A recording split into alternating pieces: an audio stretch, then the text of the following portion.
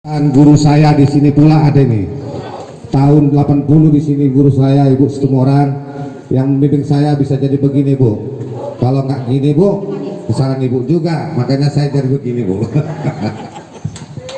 Itu pula enaknya di sini. Saya tetap didamping mantan guru saya dan juga para pers TV di sini ada TV Ainus, ada dari pers juga mendampingi dan juga yang terhormat kepada Bapak Sekcam yang mana pada sore hari ini Pak Camat tidak dapat berkumpul pada kita, diwakili oleh Pak Prananda Sekcam Medan Barat. Ini Bapak ini bagian tulis menulis, tapi bukan menulis juga, memerintahkan semua masyarakat di sini juga bisa juga ngambil kebijakan. Dan kedua yang terhormat Bapak Pauji Nasution Kasih Trantip.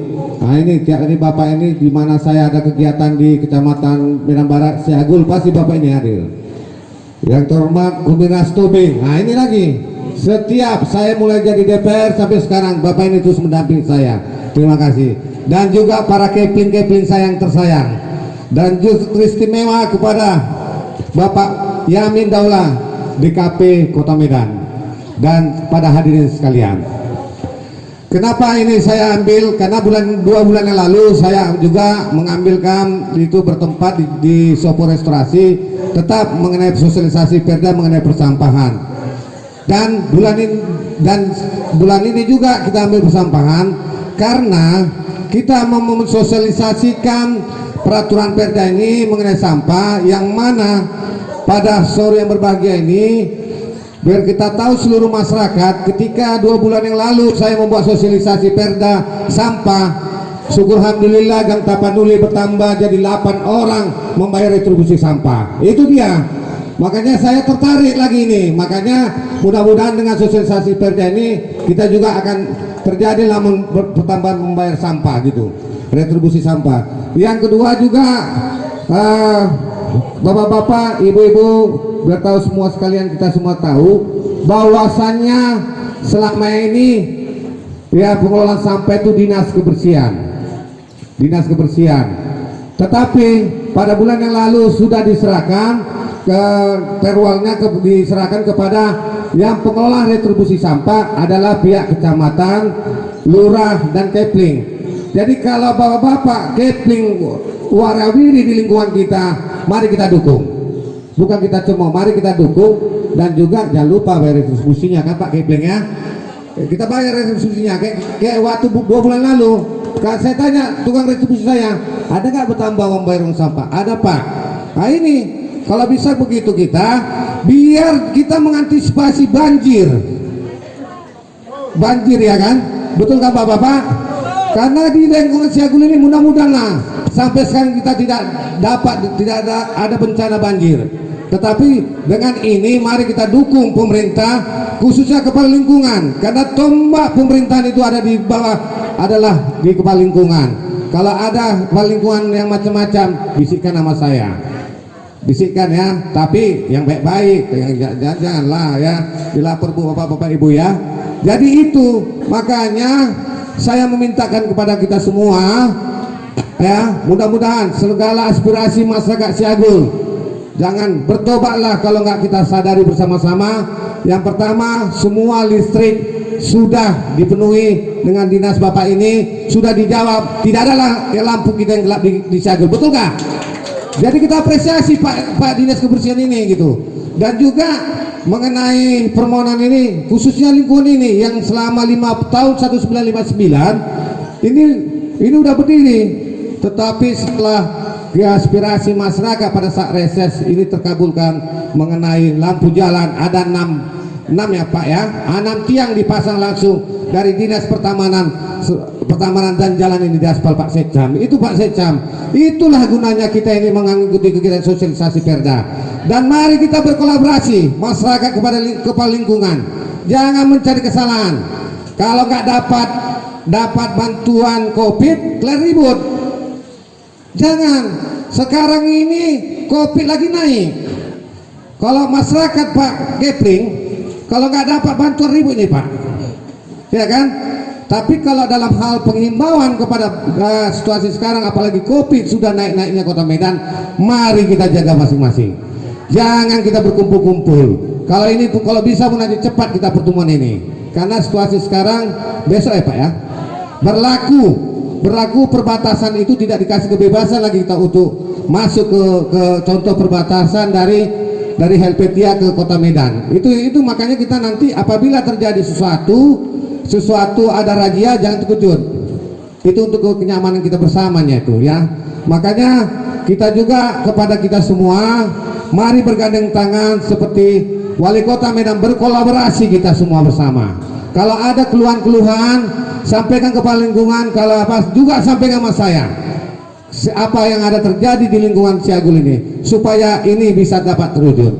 Dan juga kepada Pak Manurung, itu permohonan Bapak itu Senin sudah dijawab dan akan dijawab, dan itu akan dibersihkan terhadap dari Dinas Pertamanan. Tadi di Pak Kadis menyampaikan masalah Pak Muhammad Yamin Pak Dolai itu sedang dikerjakan, ditebang. Tadi Pak Supriyadi sudah bicara itu sama saya, tolong dibantu nanti Pak Kepling.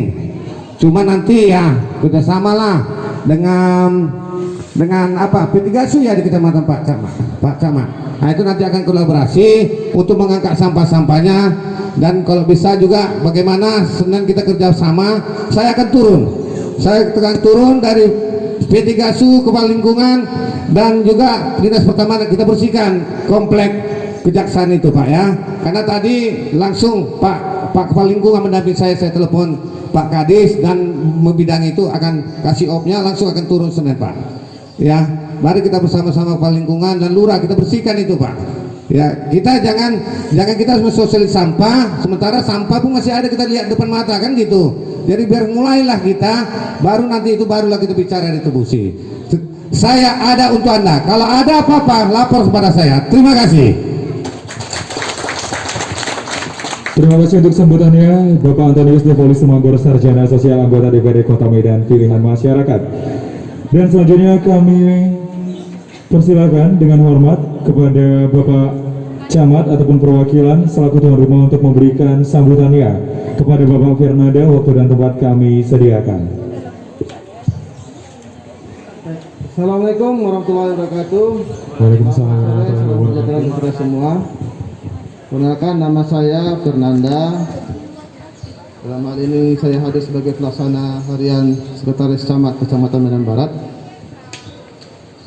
Pertama-tama marilah kita panjatkan puji syukur kepada Allah Subhanahu wa taala atas rahmatnya lah kita dapat berkumpul, dan juga salawat dan salam kepada Nabi besar Muhammad SAW.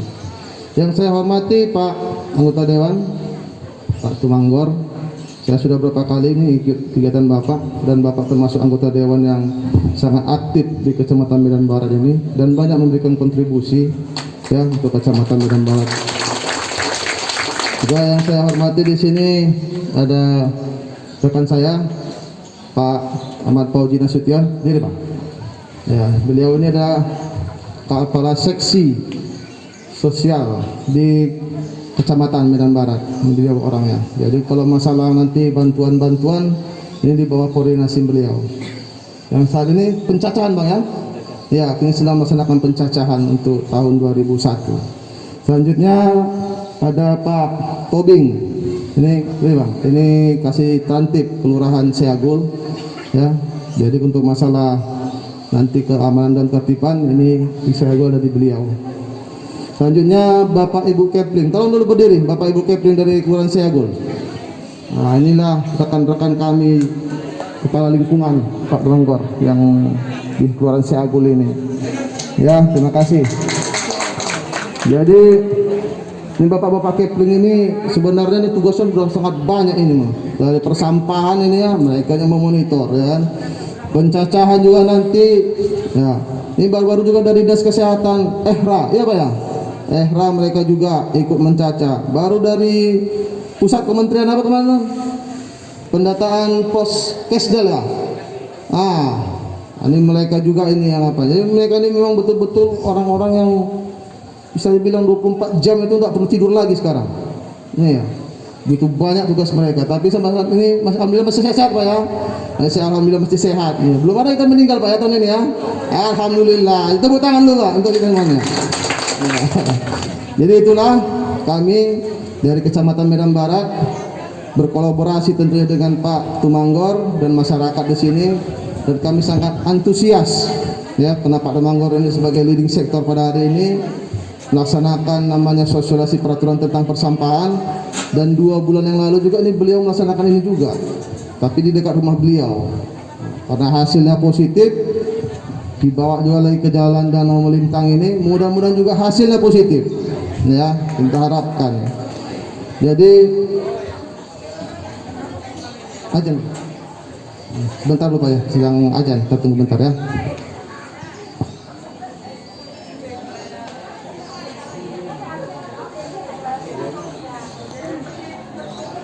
Kami ini juga bertambah. Pertama-tama ini yang kita harapkan adalah untuk sampah rumah tangga dulu Pak Tumanggor ya. Yang kami hadapi di lapangan ini, kita kan pengutip ini bestari ini Pak istilah kami. Jadi dia pakai beca, dia mulai dari titik pangkalnya di A kita bilang, dia jalan gitu ya kan. Tentunya dia nggak bisa mondar mandir dari rumah yang ujung ke ujung sana lagi ke hilir, ke ujung lagi ke hilir, dia kan harus 1 kali jalan. Jadi mohonlah nanti Bapak Ibu itu berkomunikasi dengan bestari kami jam berapa dia lewat dari daerah rumah kita, sehingga sampah-sampah yang ada di masyarakat itu terutama di rumah tangga itu dapat diangkut. Karena masalahnya yang kena kita sering hadapi di lapangan, tukang sampah kita itu bisa bergerak dari jam 7:30, jam 7, setengah 8. Sementara ibu-ibu nanti dia sudah selesai, tukang sampah kita ini bestari ini jam 10, jam 11 baru selesai masak ibu-ibu, barulah sampah rumah tangga dikeluarkan. Tentunya bestari kita ini kan sudah membawa sampah dari gang A, kita bilang kan, ke tempat pembuangan sampah sementara. Sampah orang ibu itu mungkin besok baru diangkat, tentu sudah melakukan aroma yang kurang sedap, timbullah gejolak, sampah kami tidak diangkat. Padahal Pak tukang sampah itu jam 9, jam 10 sudah lewat. Nah, itulah mohon kerjasama dari Bapak Ibu. Kalau bisa komunikasikan bestari jam berapa dia lewat. Nah, tapi kalau dia tidak komitmen, tumpahnya sudah dijanjikan jam 8, jam 9 dia lewat, Ibu sudah keluarkan, Ibu bisa lapor kepada kepala lingkungan kami. Mereka tuh siap untuk melayani. Karena memang kita sayang program Pak Wali Kota kita itu adalah bagaimana melayani masyarakat itu dengan full agar masyarakat itu terlayani dengan baik. Itu yang pertama.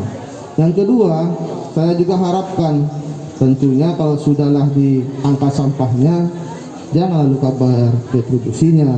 Itu retribusinya itu pun enggak terlalu mahal-mahal. Jadi dari kita untuk kita. Cobalah Ibu Bapak bayangkan, mungkin ada tenaga medis,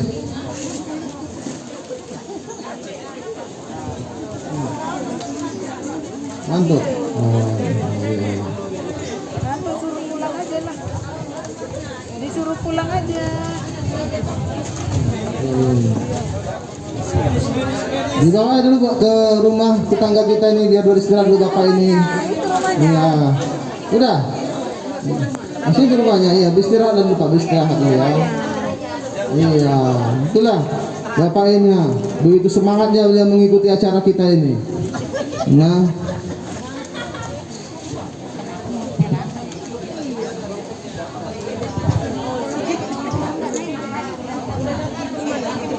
Pulang aja.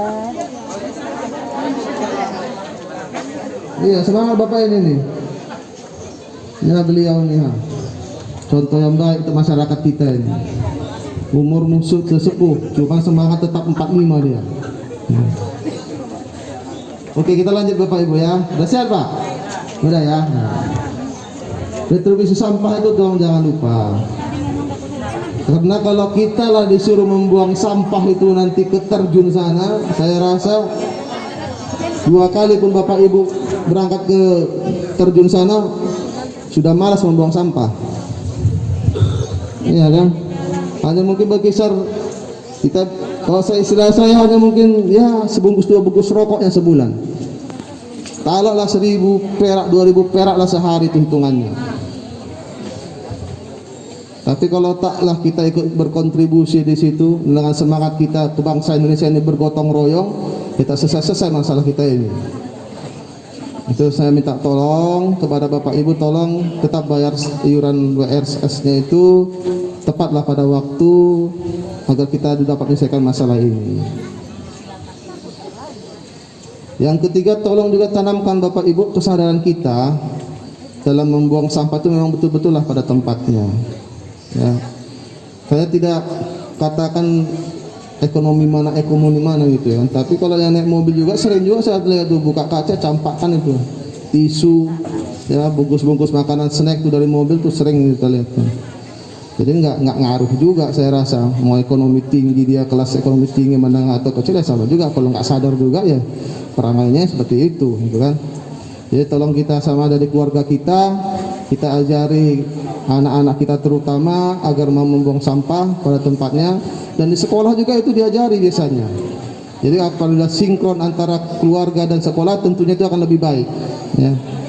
Saya rasa itu saja, mohon maaf Kak Manggor, mungkin kalau bisa acara kita dipercepat ya, karena kami sesuai dengan perwal jam 17.00 itu sudah tidak ada lagi kegiatan kemasyarakatan, sudah selesai. Nanti kemudian kami jam 17.00 melaksanakan apel di kantor Lurah Seagul serentak ini sekota Medan setiap hari seperti ini. Makanya kami 7 hari seminggu 24 jam sekarang ini ya, ini aja salah satunya PPKM ini terkuras tenaga kami.